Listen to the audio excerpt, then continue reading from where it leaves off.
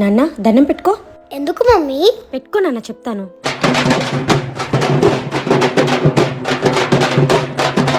చెప్పేందుకో? చనిపోయిన వాళ్ళు దేవుడితో సమానం. వాళ్ళ ఆత్మకు శాంతి కలగాలని మనం అలా దండం పెట్టుకోవాలన్నమాట.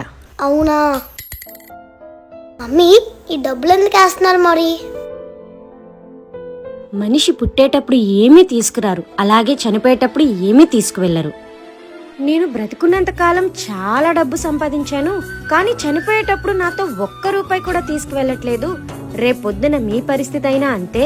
కాబట్టి బ్రతుకున్నన్న రోజులు ఆనందంగా, న్యాయంగా, నలుగురికి సహాయపడుతూ హ్యాపీగా బ్రతకండి.